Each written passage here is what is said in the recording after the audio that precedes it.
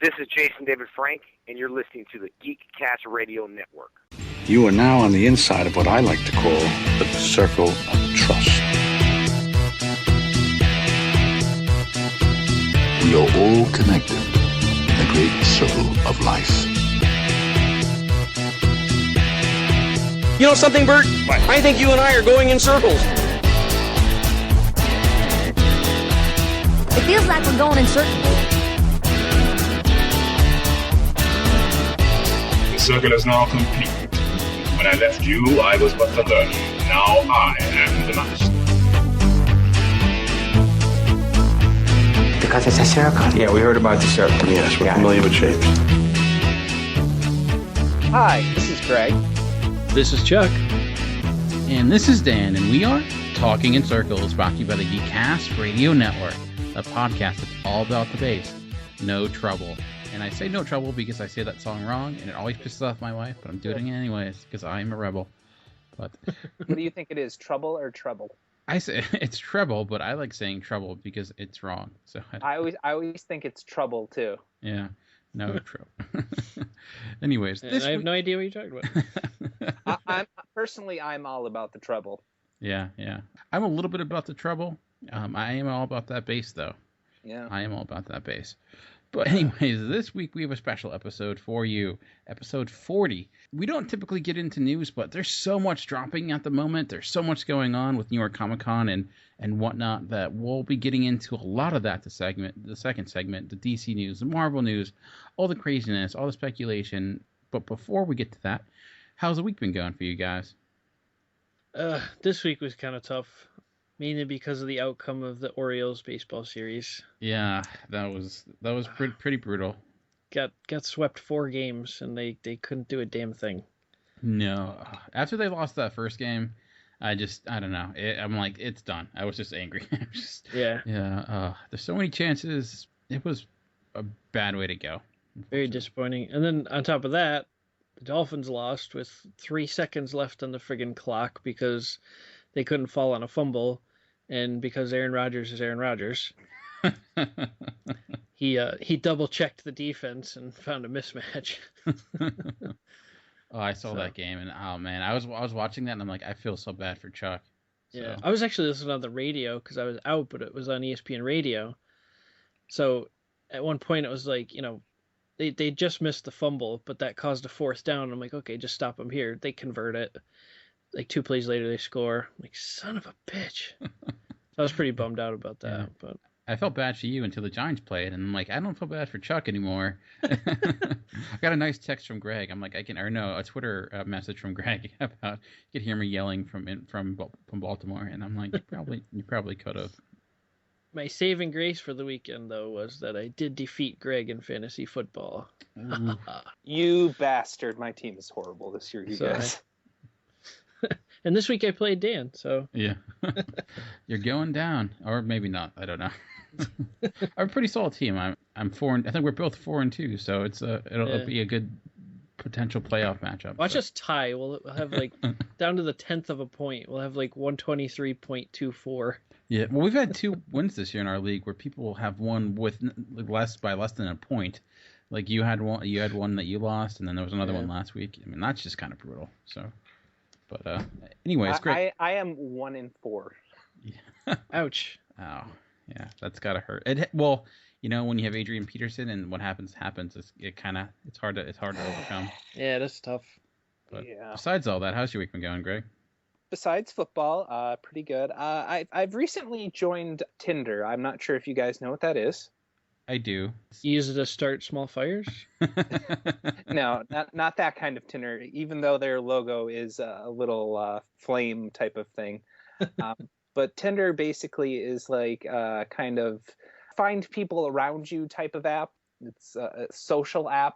It hooks up to your Facebook and it'll take your picture and put it on there. Sorry, I just got an image of that it was like for blind people because you said find people around you, and I took it literally. Like, can you just look around? I guess. This person in front of you. It's like, oh yeah.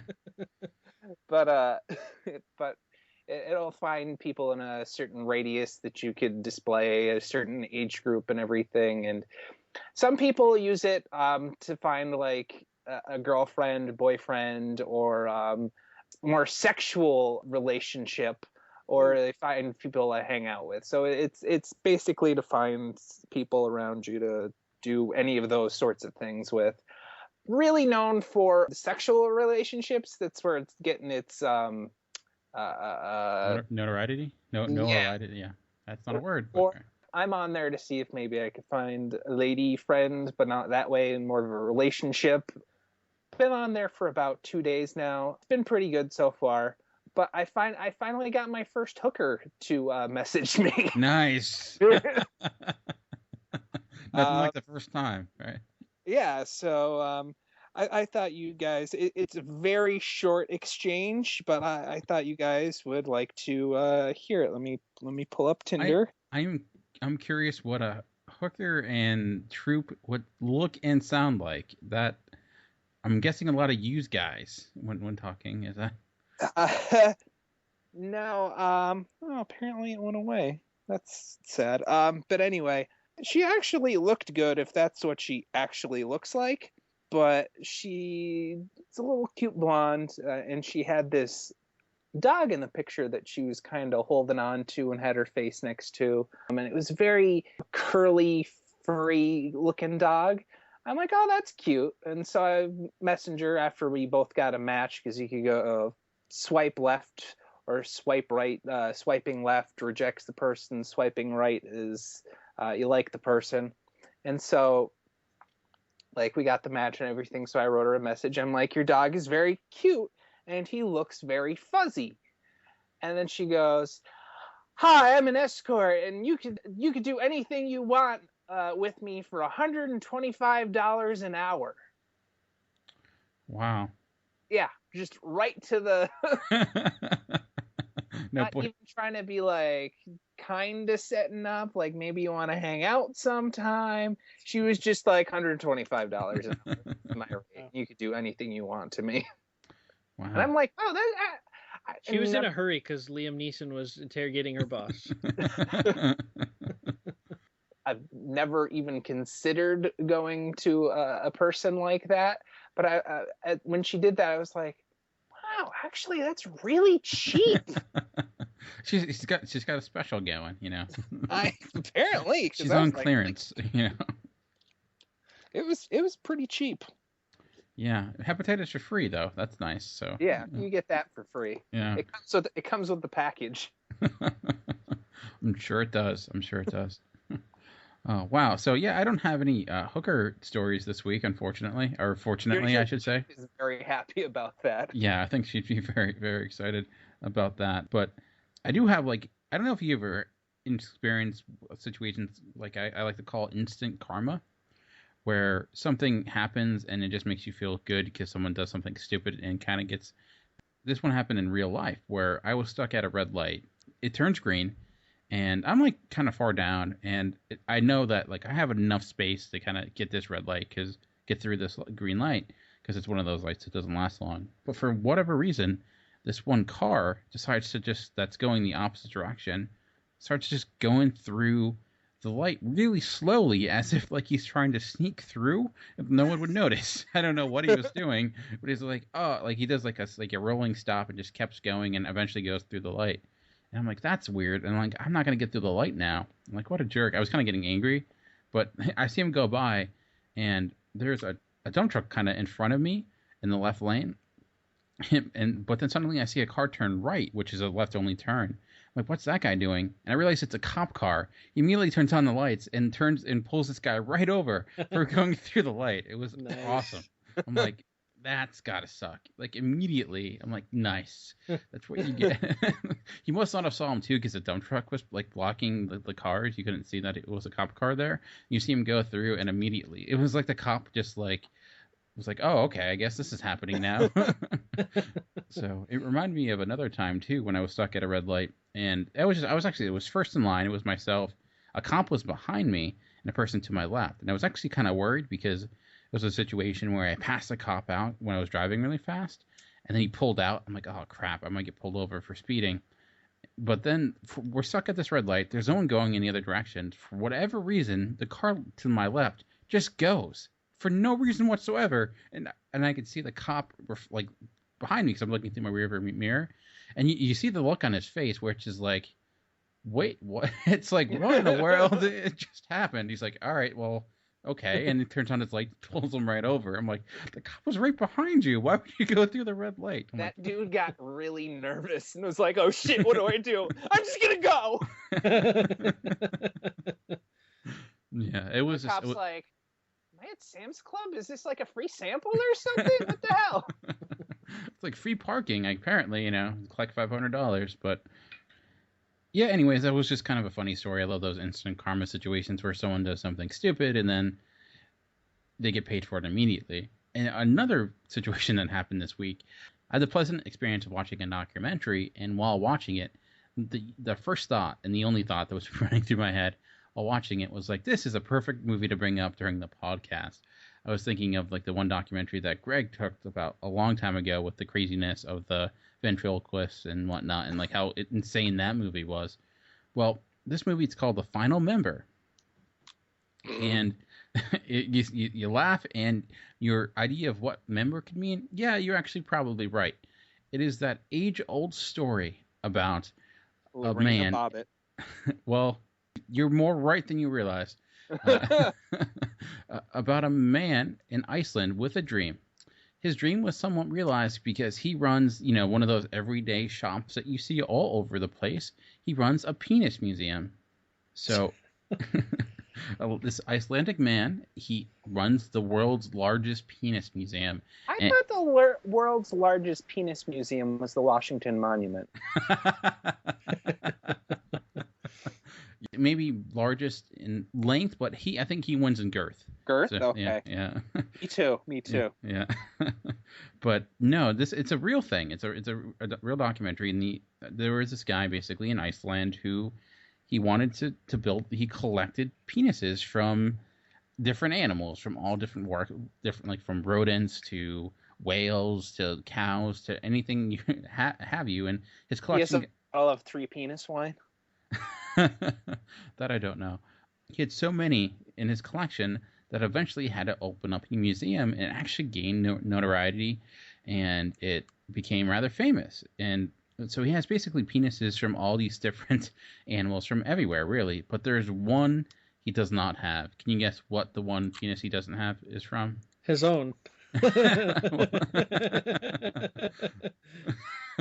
You'd be surprised how close you are to being correct. No, I lost you guys. That's why I'm not laughing. The one penis that he does not have, and he longs for this penis. Oh, he longs for it? He does. He says his life would not be complete if he cannot get his hands on this penis, which would be a human penis. He has all these other penises except for a human. It would just fill a hole inside of him. Gosh. It would. It really would. The funny thing is, though, obviously we're making jokes here, but the documentary is actually rather interesting, and it takes it somewhat seriously and becomes this story just about, this guy coming up with this dream and trying to have this happen. And the funny thing is, the guy who runs the penis museum is probably the most normal person in the entire documentary. He seems like an everyday, just guy.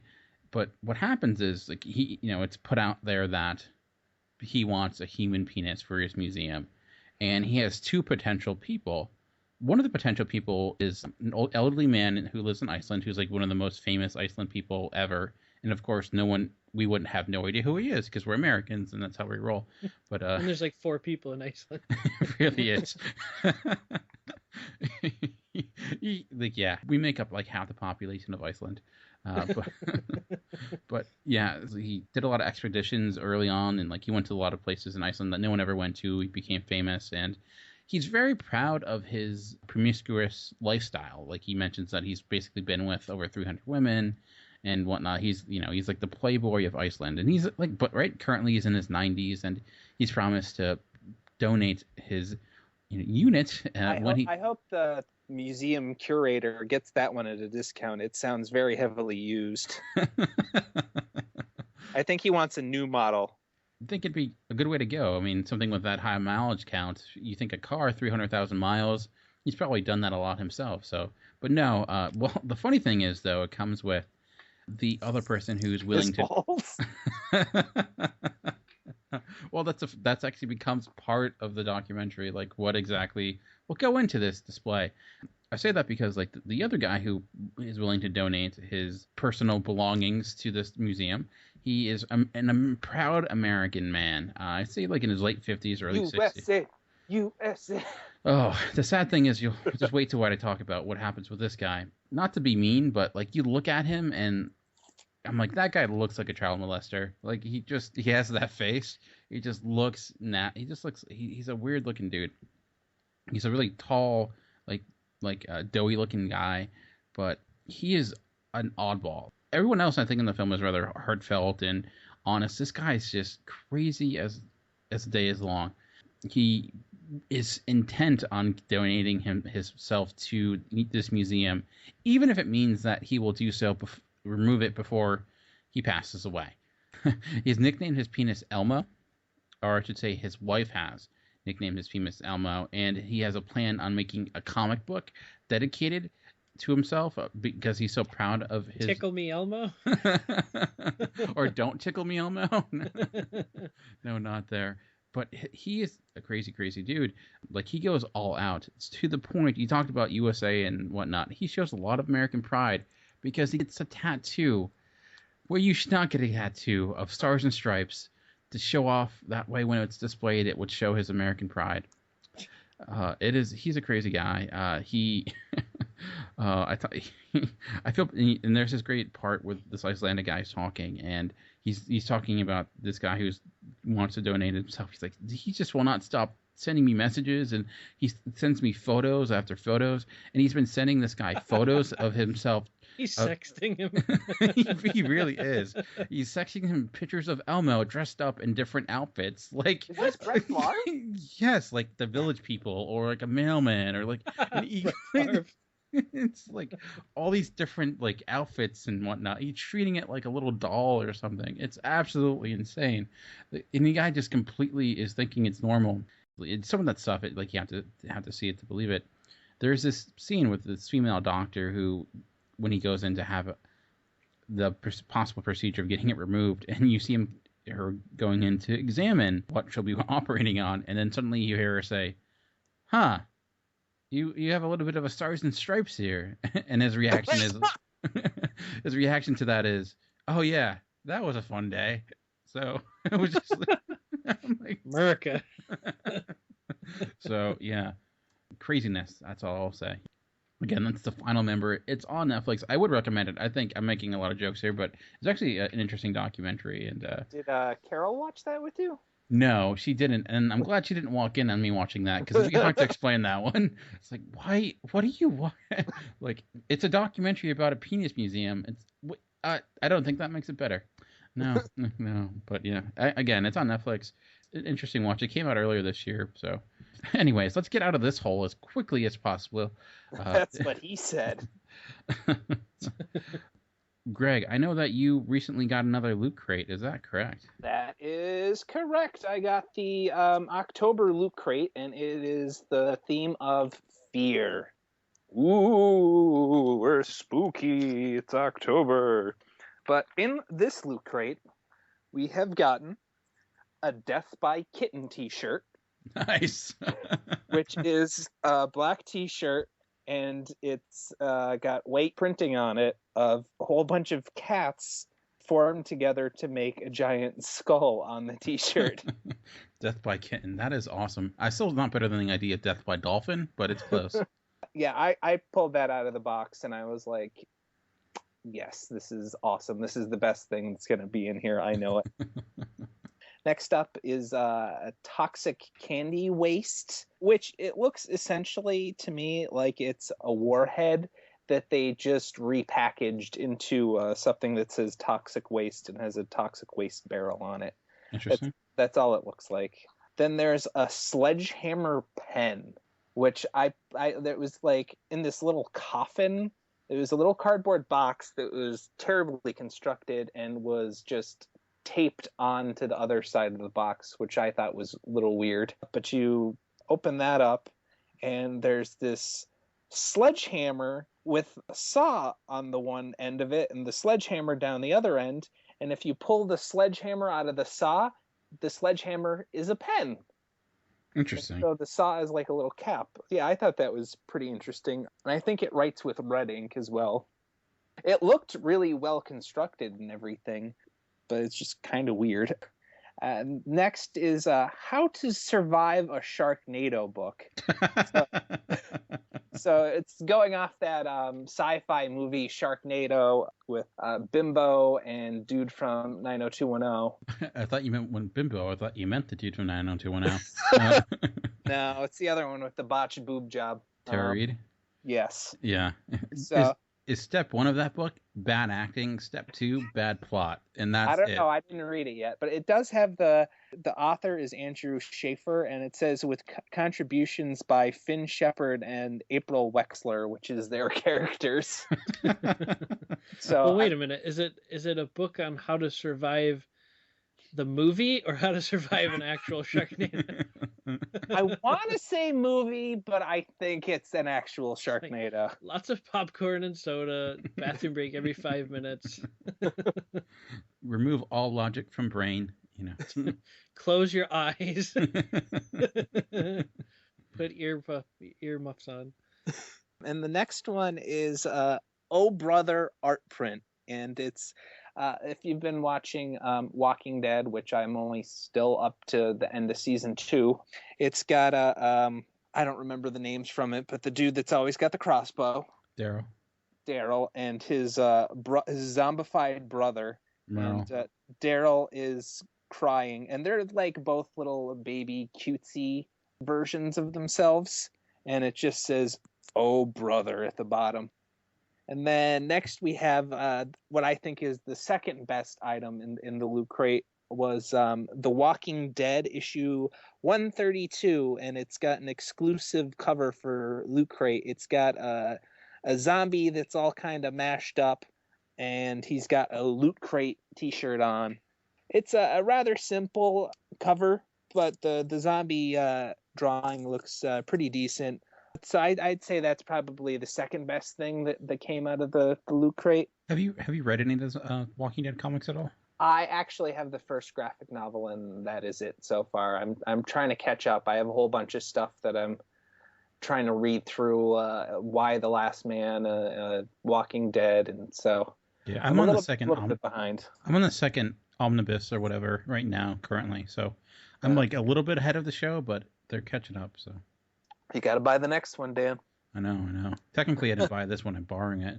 I've been borrowing it for about a year now, so it's probably nice. Yeah. Then the next item we have is Slashes and Bites temporary tattoos, which I'm 29.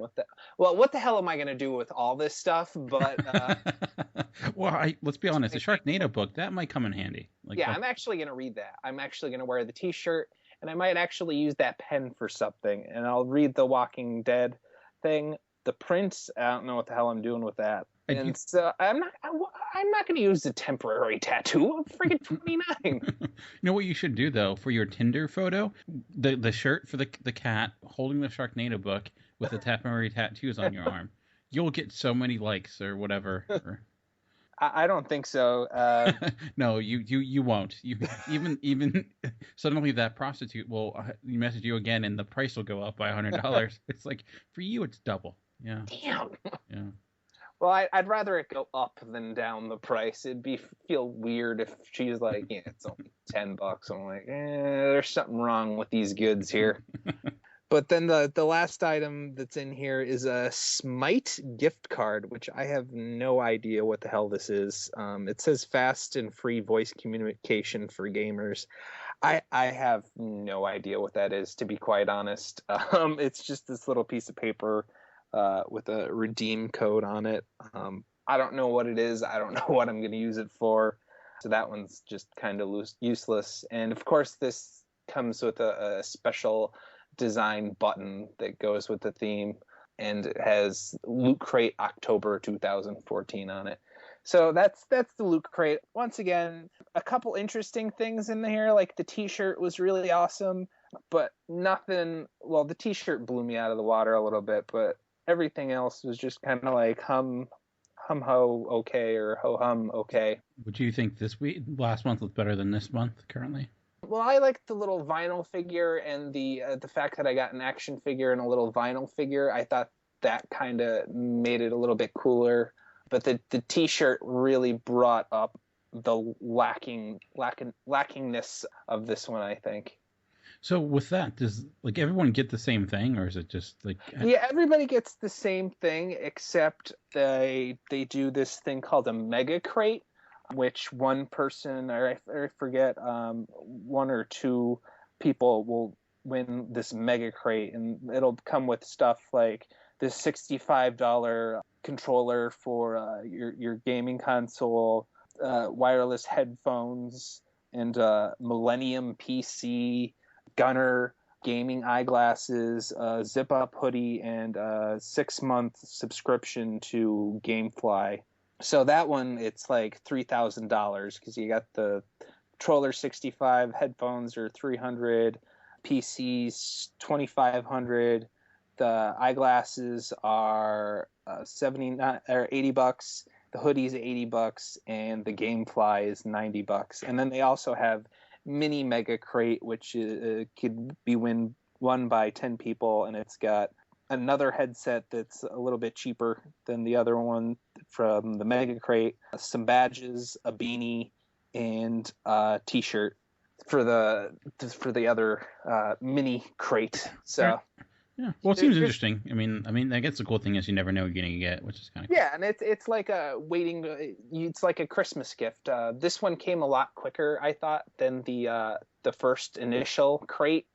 I didn't even know it was coming, and it just appeared the one day, and I got really excited when I got home. That's the one cool thing. It's like a Christmas day for like one day every month, which is kind of neat. Cool. So how did they know what T-shirt size to send you, or is that something that you picked when you signed up? When you sign up, yeah, exactly. When you sign up, they ask you for your T-shirt size. Okay, I was hoping they didn't just send you like a small or something, and no, child medium. It's like, oh no. Then you appear in a Transformers movie, and they say, "Oh, you went to find a tighter T-shirt." Now they like you said, they ask you up front, which was kind of a good plan.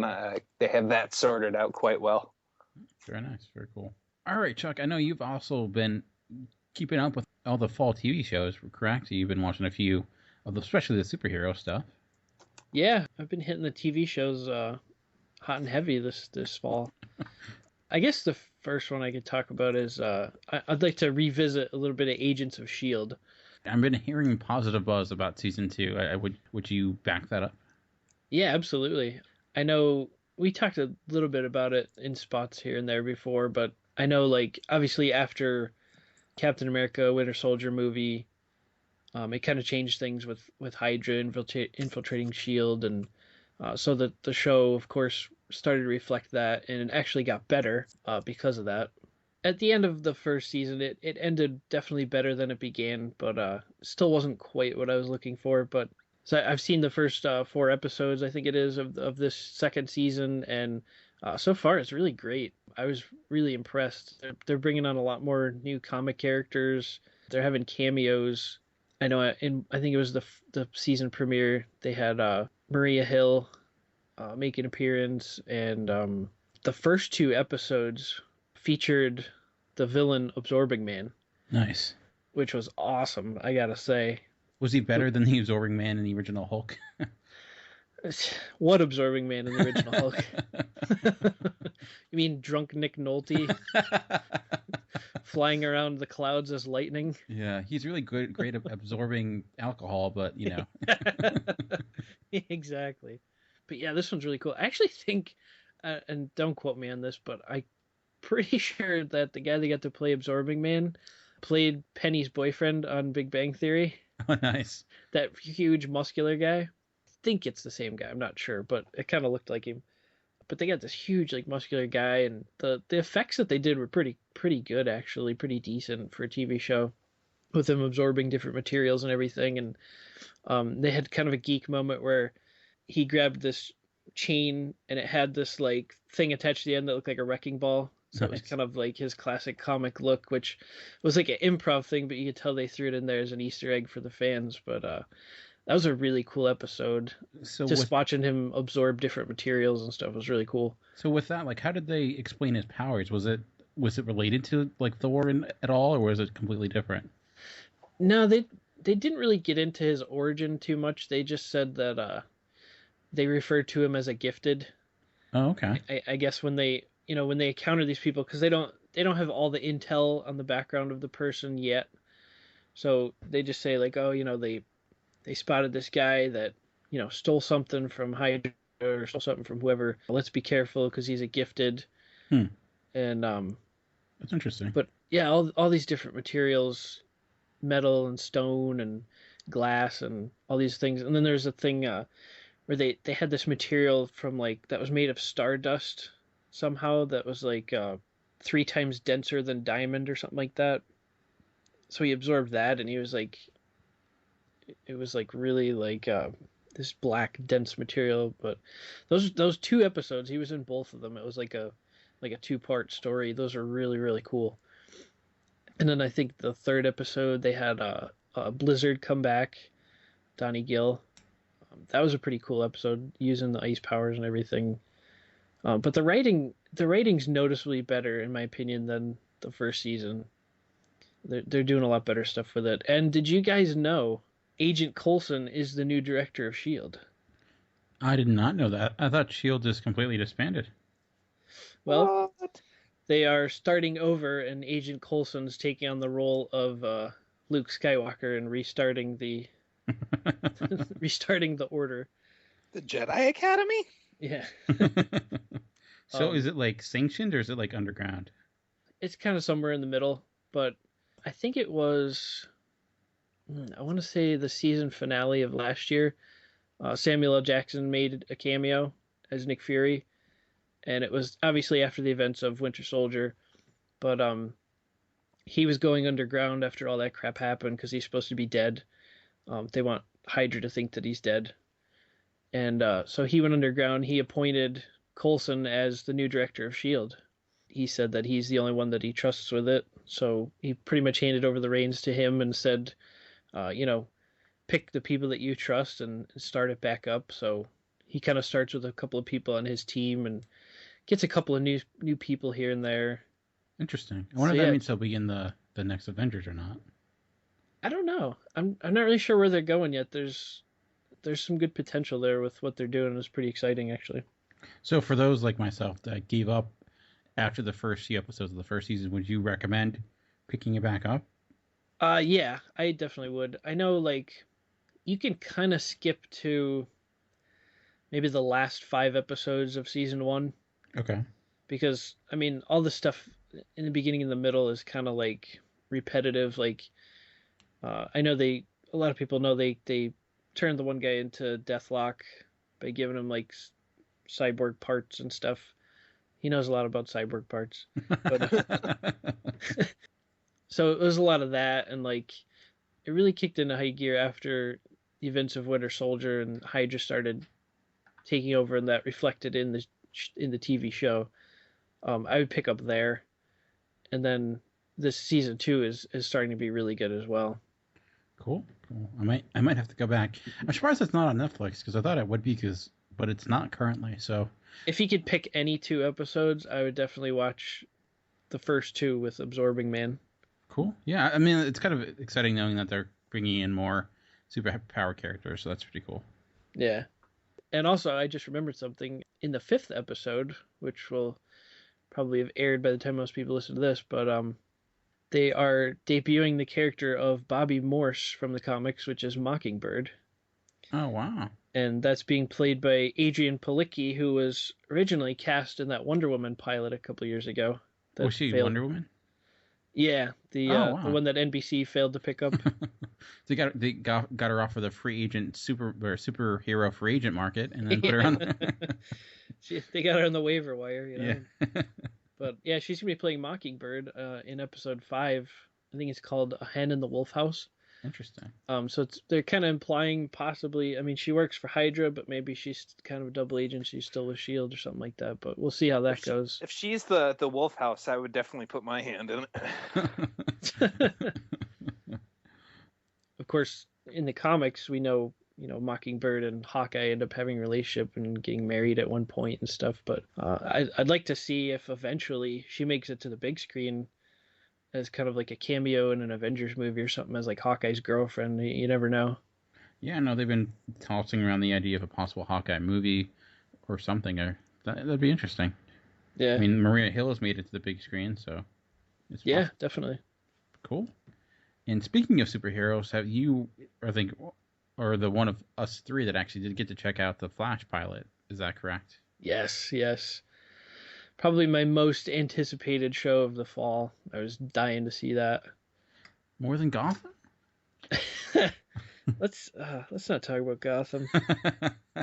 I've literally given up on Gotham. I didn't even watch it this week. I did not either. So after the Balloon Man episode, I'm like, really? I was on a date. That was the only reason I missed that. Yeah, you're not. It's Balloon Man, which is like that's the worst date would be better than that episode. I'm just thinking, like, you have a gun to shoot the balloon. No, it was like, it's a villain that ties people to a weather balloon. Oh my God, we're all gonna die. How could we possibly get over this? Put bricks in your pockets, and you're I don't know. Hang on to a light pole. I don't know. Anyway, sorry to interrupt you. So how's Flash? Hopefully, did it meet your expectations? It did. It really did. I'm not hard to please though with that stuff. To be honest, I mean, it is a favorite character of mine. I love Flash. Probably second favorite DC character behind Superman. I like Flash a lot, but this is really, it's delivering so far. I was worried about the graphics being cheesy, possibly.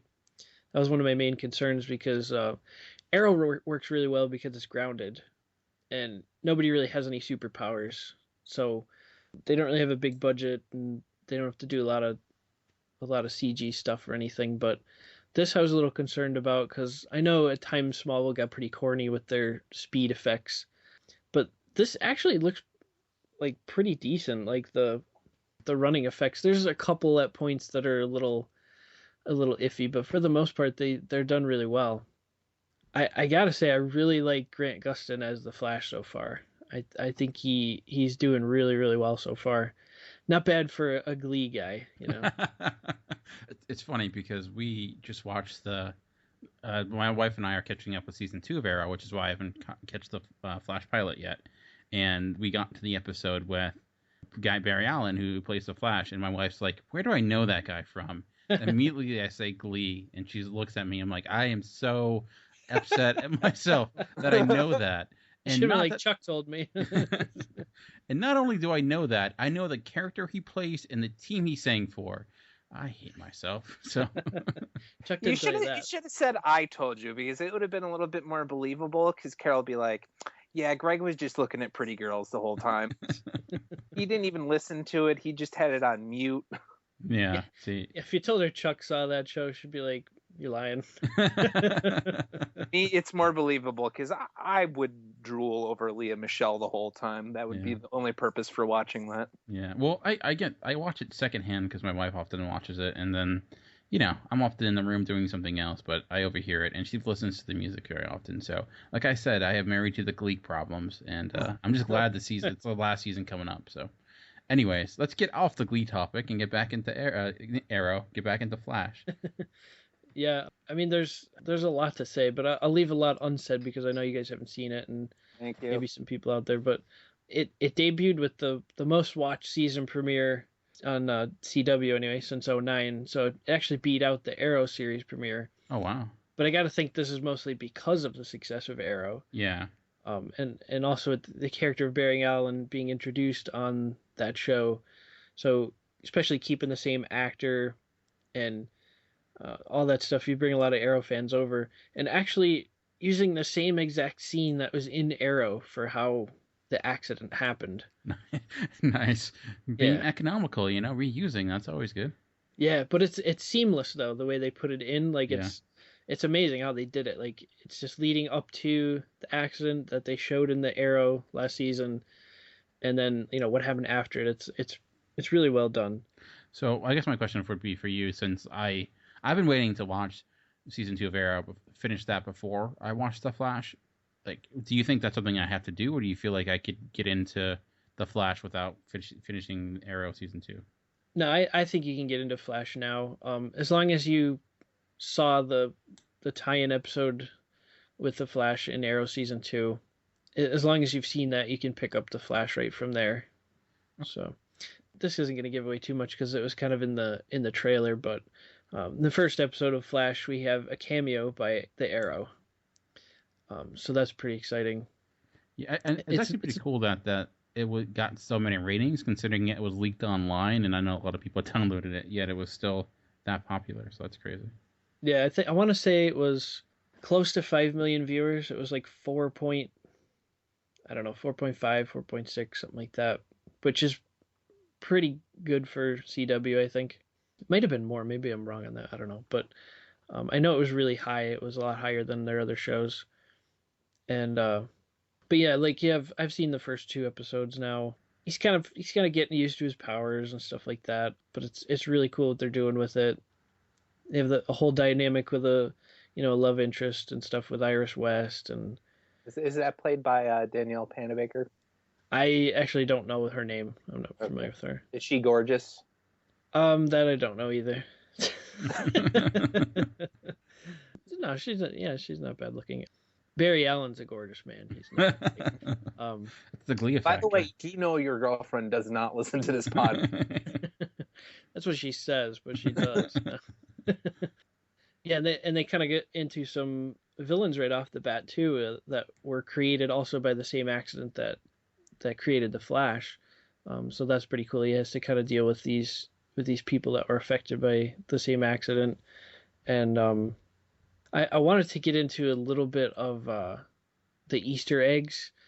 I won't go through them all because I ended up finding out apparently there's 26 Easter eggs in the season premiere of Flash. Jeez, that's a lot of eggs to find. Yeah. They're all hard boiled. Friggin' yeah, there's a ton of them. And I saw this list, I saw this article, and I'm like, what? I saw like 3 of them when I watched it. But there's a lot of little things that really make you step back and say, wow, these guys are putting a lot of time into this. They're really doing their homework and putting these things in for the fans. It's pretty amazing, actually. I'll stick with some of the more notable ones. I'll try not to pick anything that'll give too much away. But the first one I would mention is Barry Allen's father is being played by John Wesley Shipp, who was the Flash of the original Flash TV series. Oh, interesting. Yeah, so that guy's playing his father. Has anyone ever watched that original TV series? I have not. I have not. You have, Greg? I haven't. Okay. I wanted to buy the DVD set, but every time I see it, it's like $60. And I'm always like, why the hell is this $60? So I never got the chance to see it, but I always wanted to. But there's some other things. Let's see, there's a slow motion food drop thing. Do you guys remember from like the Tobey Maguire Spider-Man kind of when Mary Jane trips and the tray falls and he catches everything? Yeah. It's reminiscent of that, but he doesn't catch anything because it's like the first time he experiences his speed powers, but he kind of sees it in slow motion. So he started turning his head around, and no one was moving and everything. But that's when he first notices his speed powers. And that's actually how it happened in the comics. He first discovered his speed powers by seeing someone trip and fall with a tray of food.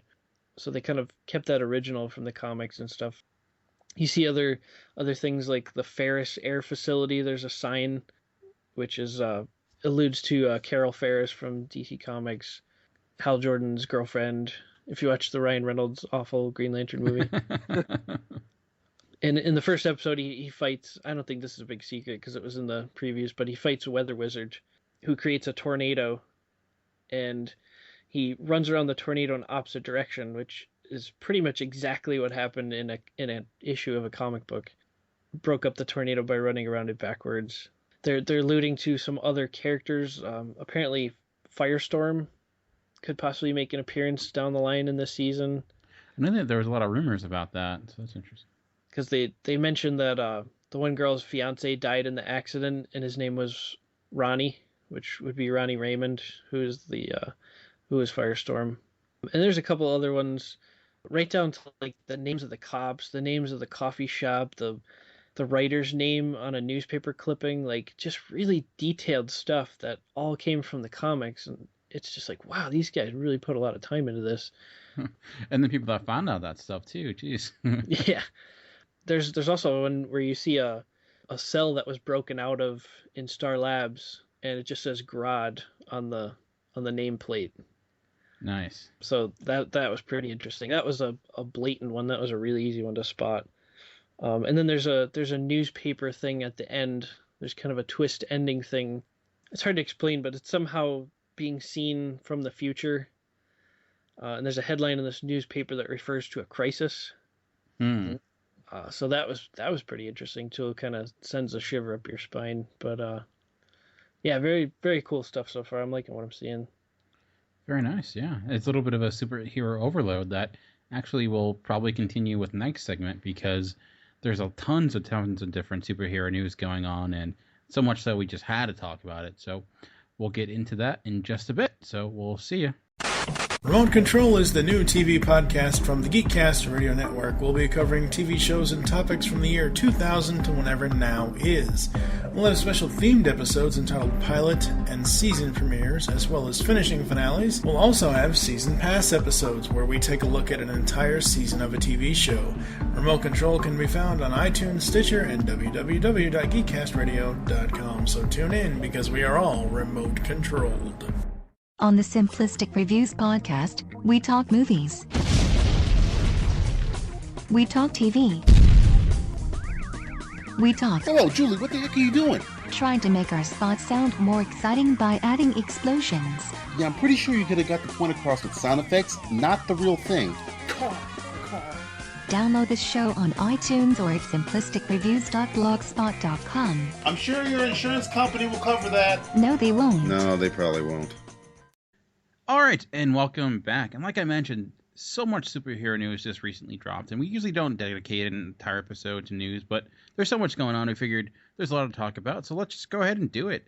And we'll first touch on some of the DC stuff. And what I'm going to do real quick is just go over some of the news and dates that DC dropped. And I'm sure if you're listening to this, a lot of this is old news, and you probably already aware of it. But anyway, for those that haven't, be patient. They'll enjoy it.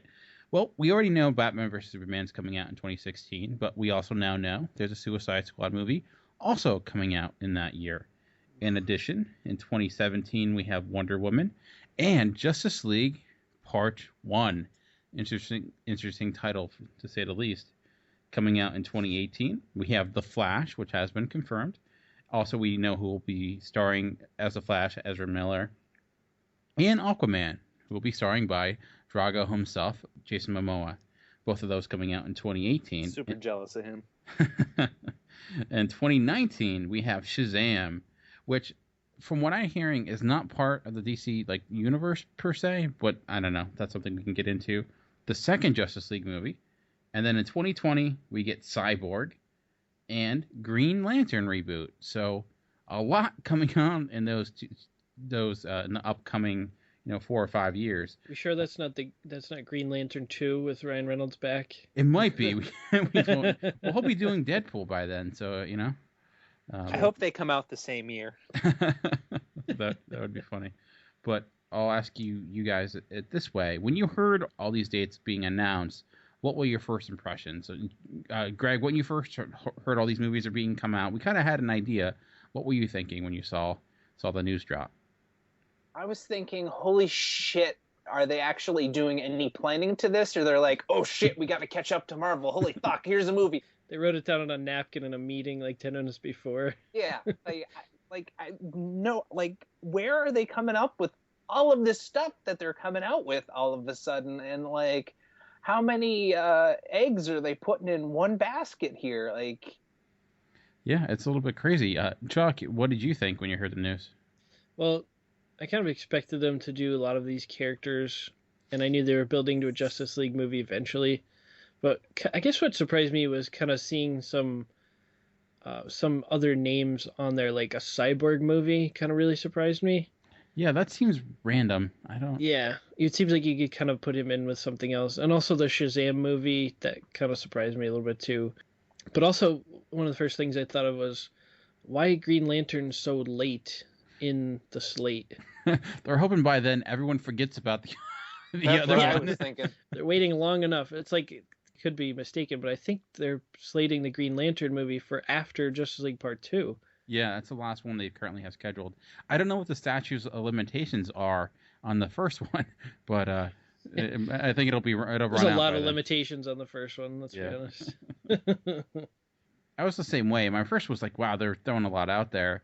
And it did feel like they were throwing a dart at a spinning wheel while blindfolded, like for some of these dates, because it doesn't really have any rhyme or reason to it. Maybe there is, maybe there is a reason to it, but just the way it's working. And I mean, the first thing that caught my eye too was the Suicide Squad movie, and I'm like, okay, that makes sense. Wait, your second movie is Suicide Squad? And for those that don't know, like, Suicide Squad is a team of villains that has to forcibly become heroes because of they, for different reasons. Usually there's blackmail. They have chips inside of them. If they don't comply, they can be destroyed. So that was weird to come out second. You guys, how do you guys feel about that? A Suicide Squad movie really coming out only months after the Batman vs. Superman You movie. think that would be one of the later movies, because you think they'd try and set up a lot of these villains ahead of time in other movies and have them as villains in these other movies first and introduce them that way. So to kind of just introduce them out of nowhere, I think that's kind of, they're making their task more difficult for themselves. They're not out of nowhere. They're not coming out of the Celestial Head from Guardians of the Galaxy. Yeah, that is a bit strange, though. I mean, I guess maybe they're thinking, kind of get it out of the way, like introduce these villains, and then, then you have a reason that you need all these heroes to assemble, I guess. I don't know. I think it's more effective to do a Suicide Squad movie when you have established villains. It's like they do with the Arrow TV show. It packs more of a punch when you have a history with those characters, but to do it immediately, it's like, what are you going to have? General Zod, who's kind of dead? Maybe. I don't know. But it's going to be, that kind of caught my eye. I mean, I'm excited in some ways. We did get some casting news, like I mentioned, Ezra Miller. I don't know if you guys are familiar with him at all. He's not been in a huge amount. He was in this movie we need to talk about, Kevin, and another movie. Dan, hold on a second. We need to talk about Kevin right now. we do. That movie, no, it's weird. That's a really dark, twisted film. And if you watch that, you would never think he seems like a superhero, because he's playing a rather evil character in that. And this movie, Perks of Being a Wallflower, which he's been really good at. Everything I've seen him in so far, I'm like, he's been a really good actor. I don't know if I would necessarily cast him as Flash, per se. I mean, he can always surprise me, but I think it's an inspired choice, but one that kind of comes out of left field. So I'm curious to see what he's gonna come. I don't know if they announced if he's gonna be Wally West or if he's gonna be Barry Allen. I didn't catch that, but Chuck, with you being a huge Flash fan, like, which one would you rather see in the big screen? Impulse. I would rather Barry Allen, to be honest, but I don't know what their plan is. Like, I don't know if they're going to do anything involving a crisis or like what they're going to do, because there was a whole thing where Barry Allen sacrificed himself and then Wally West was the new Flash, and then Barry Allen came back and then it was a fake out. It was really a villain impersonating him. So it was, but I don't know. I mean, we'll have to see, but I'm a Barry Allen guy personally, but. Is there any disappointment that it seems like there is no connection from the DC movie universe to like the Arrow and TV universe? It is disappointing, just because of the success of Arrow and I mean, Flash just started, but just because I see them doing it so well, and I really wish they could use those actors or do something with it, or just stick on the small screen somehow with like building your universe maybe. But I know there's not as much money in that as the big screen, but it is a little disappointing. Yeah, you think they'd at least have throw a cameo here or there or something, Yeah. It's possible, at least for the Green Arrow. I mean, like, if you're going to have an Arrow character, I don't know why you need a new one or what have you. I know it's asking a lot from people, but if you're doing a Suicide Squad film, apparently you're not that concerned about establishing characters, so I don't know why it'd be a big deal not just to throw up an Arrow guy. An Arrow guy. Arrow guy. That hero Arrow guy. You're one of them guys that shoots the bow thing. Yeah. That's what they're going to start calling him, and because they keep changing his name, it'll be eventually Arrow guy. But another thing to think about is, I remember a while back we talked about Jesse Eisenberg playing Lex Luthor. Oh, yeah. And like how young he is. So, you look at a Suicide Squad movie right off the bat, is Jesse Eisenberg's character, is he going to be somehow involved with assembling the Suicide Squad or disassembling them? Like, is he going to be able to pull off being that young and being that position of power or something? Like, how's that going to work? That's that's an interesting thought, because I think that's a key too, is that's coming out in 2016. That's not that long after the Batman versus Superman movie, and that's already shooting. It's in production somewhat, so I wonder how they're gonna work that one out. So, Greg, I know you have watched Game of Thrones, so how do you feel about Jason Momoa being Aquaman? Personally, I like him. Not really been a huge fan of his acting. He does well enough. I don't really see him fitting with that character, but like you said kind of before, maybe he'll surprise me. Yeah. But I just feel like it's an odd choice. Maybe DC's doing what Marvel's doing, making odd choices, but really knocking them out of the park. So yeah. I don't know. It's gonna have to be a wait and see. I'm kind of hesitant on it, but I'm waiting to see what's going on here. There's a lot of interesting choices going on that I didn't really expect. Yeah, I mean, we don't know yet who Arrow's gonna be, or not Arrow. Geez, who Green Lantern's gonna be. That's still a question mark. Who they're gonna go with? You have a lot of options there. Don't they have a guy for Cyborg already? I thought I read that. They do have a guy for Cyborg. They do have Aquaman. They have Wonder Woman. They have the Flash. They don't have Green Arrow. They don't have. I mean, I guess we don't know anyone else they're going to be putting in the Justice League movie. So, who knows? I mean, no word on like Martian Manhunter or anything like that. I find it odd that if that's true about Shazam not being a part of it, that's a really strange decision. Well, that's what I've been hearing. I mean, we know that Black Adam or The Rock's going to be Black Adam, and from what they were saying, it wasn't going to exist in that universe. That could be wrong. I mean, they also talked about the Sandman movie too, which I'm surprised it wasn't in this at all. So maybe it is a part of the universe. Who knows? But... Yeah, I don't know how you could not have Shazam a part of that universe. I mean, he was a pretty important part of the Justice League back in the day. Yeah, I wonder how they're going to do that, because like having a kid superhero doesn't like fit into Man versus Steel tone that they said last time. So I don't know. Yeah, maybe that's something to do with it, but I don't know. I mean, Black Adam's a pretty, I don't want to say really dark, but sort of a dark villain. So I don't know. It's interesting where are they going to go with that. Yeah, that's interesting. So are we more excited, less excited after this news for the DC upcoming universe? More. I would say more.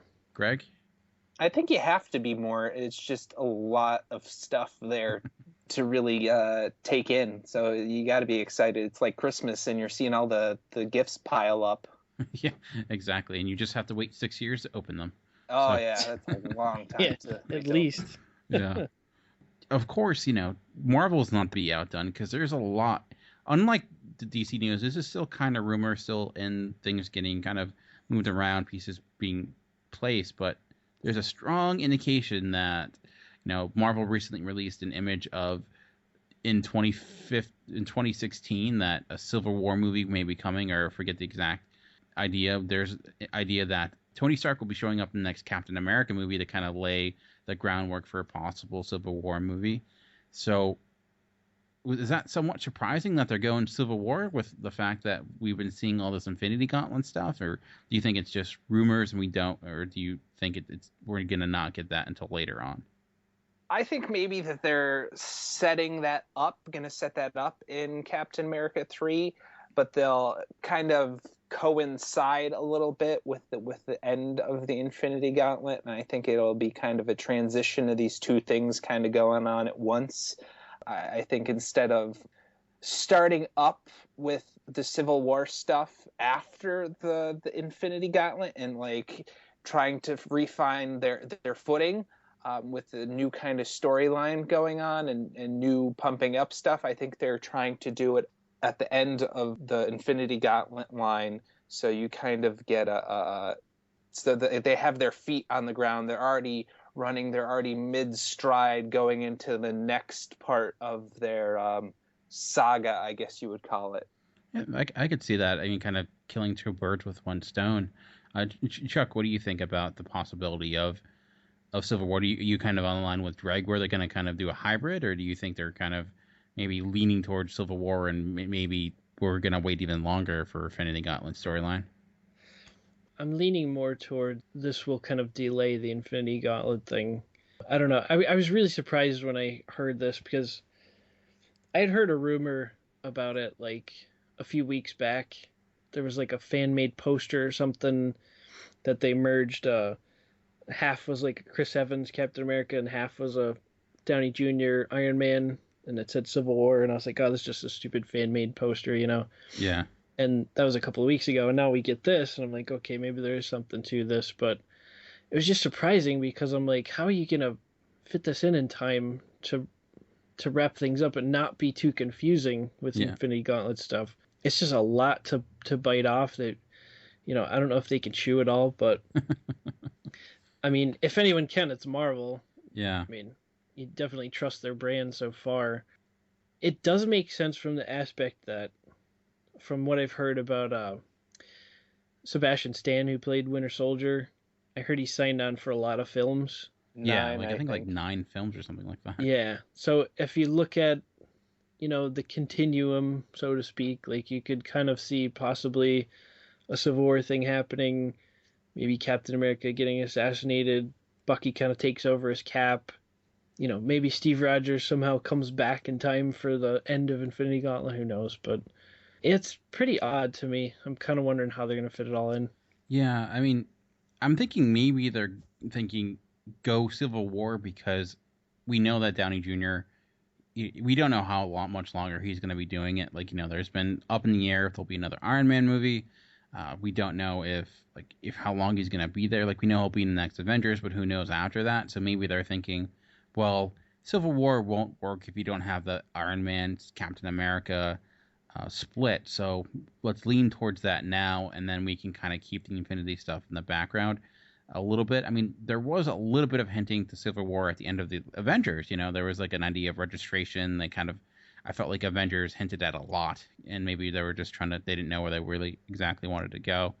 And within the idea of Civil War, there's another huge rumor. Again, this is a lot of rumor upon rumor upon rumor that, you know, Sony is not sure what to do with Spider-Man. So there's a good possibility that they'll be bringing Spider-Man into the Marvel universe to either share rights or something like that, or, you know, basically allow them to borrow Spider-Man for the movies.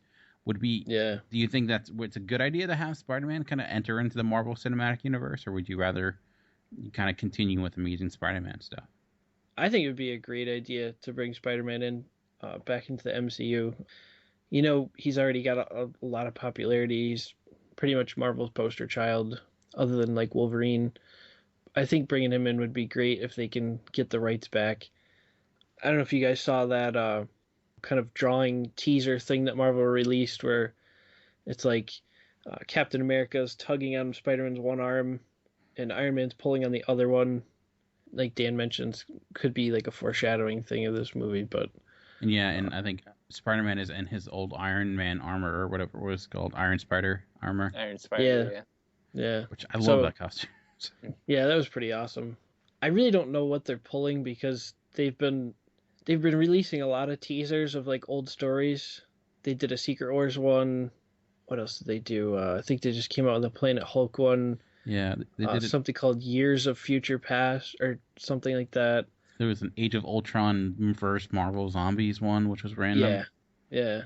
So it's kind of like, what are they trying to hint at? Like, what are they doing with this? But it's Joe Quesada, you know, doing what he loves to do. Just throw things out there and see what happens. Gosh, I don't even know. But Greg, how do you feel about if Spider-Man came into the Marvel Cinematic Universe? I'd like to see him in the Marvel universe with the other characters, but then at the same time, I feel like it would be a bit confusing seeing him off in his own universe, and then all of a sudden bringing him over. Or are they gonna like bring in somebody else now to play Spider-Man? I know, rebooted again. Yeah, it's just gonna, and then having Quicksilver being in X-Men and gonna be in Avengers, it's just a lot of confusion, I feel like, in that respect. If they're gonna have a new actor, I say don't even do it, because then it just becomes way too confusing. They'll bring back Tobey Maguire. Maybe that's... Oh. See, I like Tobey Maguire Spider-Man. I'm not gonna lie. I feel fine admitting that, but I know this is just a rumor at this point, but we have someone else in talks to play Doctor Strange. I think Ewan McGregor, Obi-Wan himself. Yeah. So I don't know what your feelings on that would be. I know it's just a rumor, it's nothing's confirmed or anything, but there's a lot of rumors flying around about this Doctor Strange role. Yeah, I know, like, they were trying to get Joaquin Phoenix, and he said eventually it ended up not working, which I think I like Joaquin Phoenix a lot as an actor, but I didn't see him in a Marvel role at all. It didn't seem like it would fit him.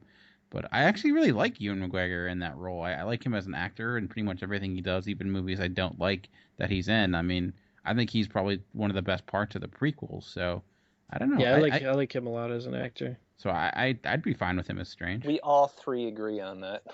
Yeah. Nice. So you agree you'd like to see him as Doctor Strange?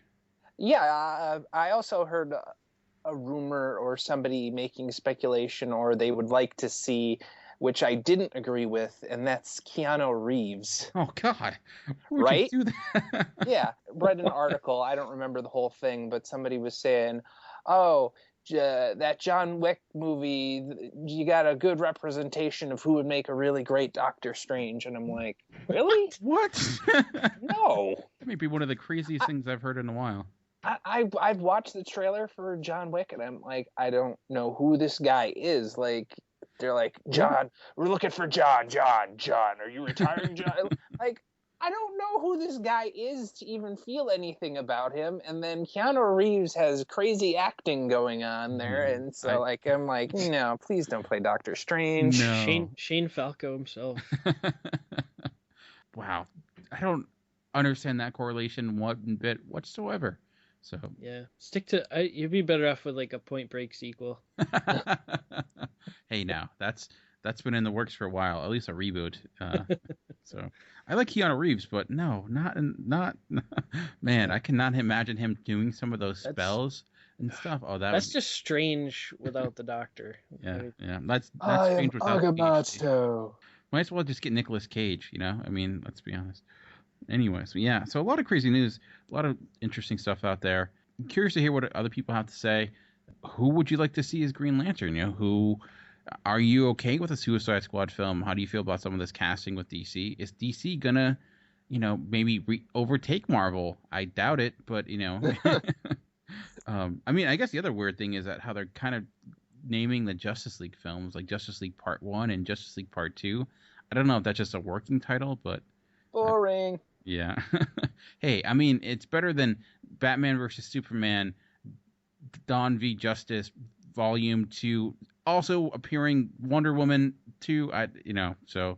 That's almost as good as Alexander and the Terrible, Horrible, Bad Day. Yeah, it's... I wanted to ask you guys if you heard this story. Maybe I found it on some crackpot website. I have no idea. But see if it rings a bell. I was reading something about somebody was interviewing RDJ about doing an Iron Man 4. And he said he would only do it if a certain director would do the movie.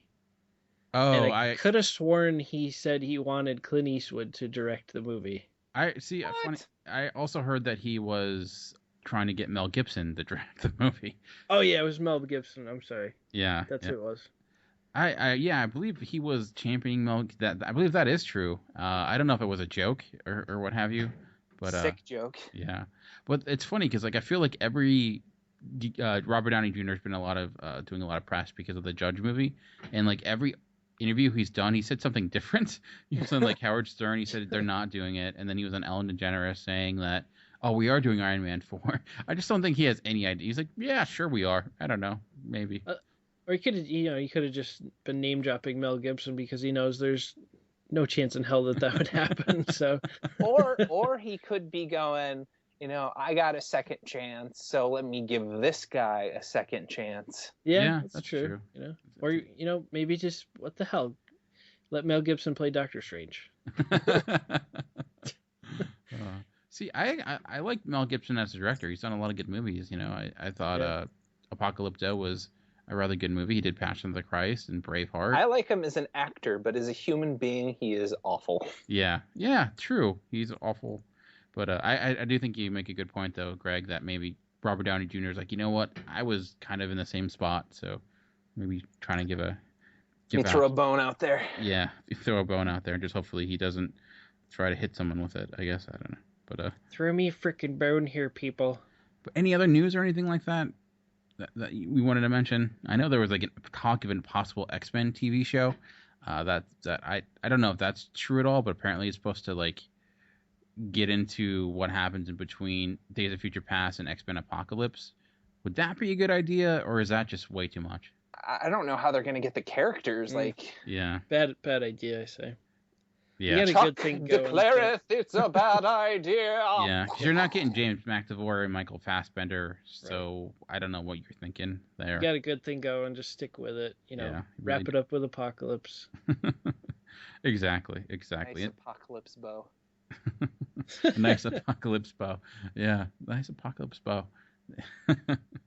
But yeah, so I'm curious to hear people's thoughts on all the different news and whatnot. But before we go, we like to end each episode with a letter. And Chuck, I know you began this podcast by talking about the misfortune of the Orioles and how they lost, and it's sad. It is. For those that don't know, I'm located in Baltimore, so Orioles are a big thing right now, and unfortunately, they were eliminated in the ALCS in 4 games. But I'm writing a letter to the Orioles, and it's, I think, a little bit upbeat, so I'm just to kind of put everything in perspective. Dear Orioles, recently you were sadly eliminated from the playoffs, but don't fret. Although fans are no doubt disappointed, you've won an even bigger battle. You have made the Orioles' name to be respected again. Not too long ago, the Baltimore Orioles were the Siberia of Major League Baseball, a place most people went only if they were forced to or had no other options. Losing season after losing season began to add up, and it appeared that the Orioles' magic was dead and buried. Then glimmers of hope began to appear, and all began to kick in when a young prospect center fielder named Adam Jones was acquired. Then Matt Wieters appeared and appeared to be as good as advertised. J.J. Hardy stepped up as an impressive shortstop, and finally Nick Markakis, the long-embedded Nick Markakis, had a team around him of Major League talent. When the power of Nelson Cruz and Adam Jones also delivered, Baltimore became a legit contender. Through the combination of well-designed farm system and good signings, Baltimore started turning things around. Perhaps the best move was picking up Buck Showalter, who's clearly the Jedi of baseball managers. Why am I saying all this? In order to understand where you are, you always got to remember where you came from. Just because we didn't exceed this year doesn't mean that you failed. You provided a season to remember, a season full of celebration and amazing moments. You just lost to a team that was playing better. A team in Kansas City who also share the pain of Baltimore fans, of constant losing season after losing season. So if you're going to lose to anyone, let it be them, because they deserve it just as much as we do. This season proves it is possible to turn around any franchise. I know the Raiders, Jacksonville Jaguars, and Browns fans have been waiting for a while to see a real team take the field. Take it from a man who knows. True fandom makes it through the tough times. It makes those great times even sweeter. Oh, and those Major League Baseball fans that think Baltimore is a one and done, please keep doubting, because one thing is for certain. We won't stop proving you wrong. Sincerely, Battered in Baltimore. Because they won't stop, and they can't stop. Do, do, do, do, do, do, do. That was the big thing going on in Baltimore, was hashtag won't stop. And then when they lost, I'm like, apparently they stopped. Yeah. So. But, I know it's sad, but like I said, next year. Yeah, you gotta kind of keep in mind, like, if you ask anyone like 3 or 4 years ago, the Baltimore Orioles would make it to the ALCS. I think 99% of fans would take that. So good luck, Kansas City Royals. I honestly hope that you beat whoever you have to play, because it's nice to see a team that hasn't won this World Series since 1985 win it again. So, Yeah. But I think that'll do it for this week's episode. We appreciate you guys staying tuned in, and we'd love to hear your ideas and thoughts about all the stuff we talked about today. And there's tons of different ways to get in contact with us. You can email us. You can send us email directly at talkingincircles@live.com, or to Geekcast Radio itself at feedback@geekcastradio.com. We're also on Facebook and Twitter. Just search Talking in Circles, GCRN. And Greg, you were also on Twitter, or did you honestly quit this time? I honestly didn't quit. I'm still at the Crate Forge retweeting everything Funko has for prizes. Win this if you retweet. So you don't, if you follow Greg, you don't have to follow Funko. It's like killing two birds with one stone. It is. And Chuck is still the Jason Mantzoukas of Geekcast of Talking in Circles. He's still not on Twitter. Probably of Geekcast Radio too. Yeah, probably. I hate social media. Yeah, that's understandable, honestly. You're not missing a whole lot. Anyways, that'll be it for this week. We'll be back next week. Same time, same channel, same podcast feed. But for now, this has been Chuck. This has been Greg, or Keanu Reeves. And this has been Dan, and we've been Talking in Circles. We'll see you next. So, do you also know Kung Fu? Is that... Kung Fu Panda? I know Kung Fu Panda. He and I go way back. You are the one. Kung Fu Panda is delicious, you know. Kung Fu Panda King Express. I might order that tomorrow. I'm going out for Chinese. Panda Express. By going out for Chinese, you don't mean like get a Chinese person on Tinder, do you? That could be a possibility. We all know that I have yellow fever. I heard Tinder does deliver, so there you go. Oh, they deliver? They'll come right to my house? I mean, I don't know. It says in your location, right? I'm sure that the person... It just gives your city. It doesn't give a street name and everything like that. I'm sure you can find a way. The question is, if they're not there in 30 minutes, what do you get free? Herpes.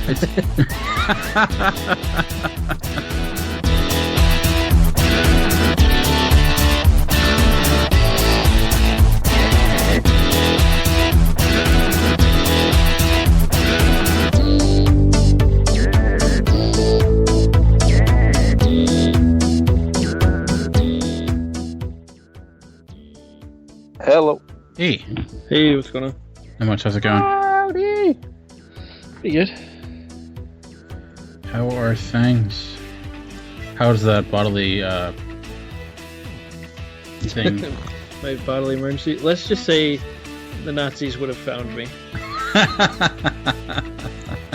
Knew it was a poop.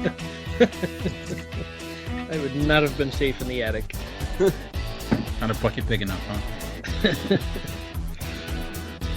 Sounds like a Michael McDonald song. Ain't no bucket deep enough. Friedrich, what is that smell?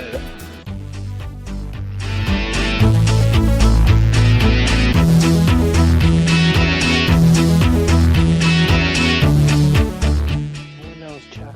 Can't make my football picks in eBay. No matter how hard I try. Well, that's what it looks like. I picked my fantasy football team from.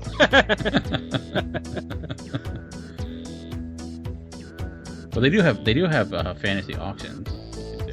Yeah. It's either that or weather.com because I have Storm Johnson as one of my running backs. That's the best name ever. Stormy Johnson. He needs to be a weatherman. Or porn star. Or both. The first weatherman porn star. There's so many things you could do with that. I think you're going to get 6 to 8 inches.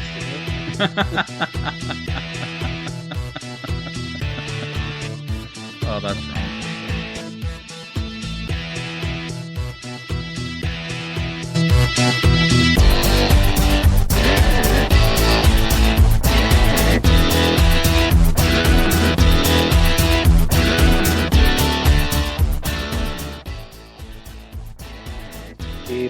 And I have a letter for both episodes. One's about the Orioles and one's about traffic. I I'm guessing inspiration from both Kane and Midnight.